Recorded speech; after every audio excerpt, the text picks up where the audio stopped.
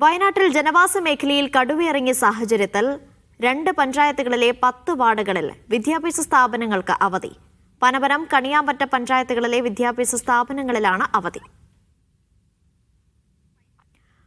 ഫൈസൽ നെടുമ്പാല വിവരങ്ങൾ നൽകും. ഫൈസൽ, ഈ കടുവയ്ക്കായുള്ള തെരച്ചിൽ രാത്രിയും തുടരുമെന്നായിരുന്നു നേരത്തെ വന്ന റിപ്പോർട്ടുകൾ. ഇപ്പോൾ തെരച്ചിൽ എങ്ങനെ പുരോഗമിക്കുന്നു? ഒപ്പം എവിടേക്കാണ് അവധി പ്രഖ്യാപിച്ചിട്ടുള്ളത് ഇപ്പോൾ? അനീഷ, കടുവക്കായുള്ള തെരച്ചിൽ വനം വകുപ്പ് ഊർജിതമാക്കിയിട്ടുണ്ട്.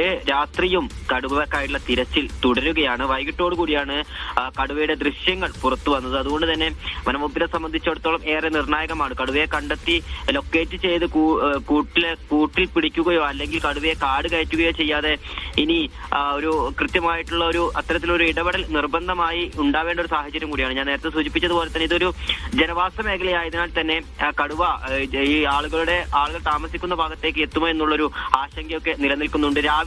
നാളെ രാവിലെ മുതൽ തന്നെ കൃത്യമായി കൊണ്ടുള്ള മറ്റൊരു ടീമിന്റെ ഒരു പരിശോധന ഈ ഒരു ഭാഗത്ത് ഉണ്ടാകും. കടുവ ഭീഷണി നിലനിൽക്കുന്നതിനാൽ തന്നെയാണ് ഇപ്പോൾ ഈ ഒരു പനമരം, കണിയാമ്പറ്റ ഗ്രാമപഞ്ചായത്തുകളിലെ 10 വാർഡുകളിൽ അവധി പ്രഖ്യാപിച്ചിരിക്കുന്നത്. പനമരം ഗ്രാമപഞ്ചായത്തിലെ 6, 7, 8, 14, 15 വാർഡുകളും കണിയാമ്പറ്റ ഗ്രാമപഞ്ചായത്തിലെ 5, 6, 7, 19, 20 എന്നീ വാർഡുകളിലെ വിദ്യാഭ്യാസ സ്ഥാപനങ്ങൾക്കാണ് അവധി പ്രഖ്യാപിച്ചത്. അംഗൻവാടികൾക്കും മദ്രസകൾക്കും ഉൾപ്പെടെ അവധി ബാധകമാണ്. എന്തായാലും കടുവക്കായുള്ള തെരച്ചിൽ രാത്രിയും തുടരുന്നുണ്ട്. തെർമൽ ഡ്രോൺ ഉൾപ്പെടെയുള്ള സംവിധാനങ്ങൾ ഉപയോഗിച്ചുകൊണ്ടാണ് പരിശോധന നടത്തുന്നത്. കടുവ മറ്റു ഭാഗങ്ങളിലേക്ക് നീങ്ങുന്നതായാണ് ഇപ്പോൾ സൂചന ലഭിച്ചിരിക്കുന്നത്. ഇപ്പോൾ നേരത്തെ ഉണ്ടായിരുന്ന ഭാഗത്തു നിന്നും കടുവ 2.5 കിലോമീറ്റർ മാറി മറ്റൊരിടത്തേക്ക് കടുവ നീങ്ങുന്നു എന്നുള്ളതാണ് ഡ്രോണിൽ നിന്നുള്ള പരിശോധനയിൽ മനസ്സിലാക്കിയത്. എന്തായാലും ഈ ഒരു ഭാഗത്ത്, അതിൽ പടിക്കം വയലിന്റെ ചുറ്റുവട്ടത്തുമില്ല 10 കിലോമീറ്റർ ചുറ്റളവിൽ വനംവകുപ്പിന്റെ പരിശോധന തുടരുന്നുണ്ട്.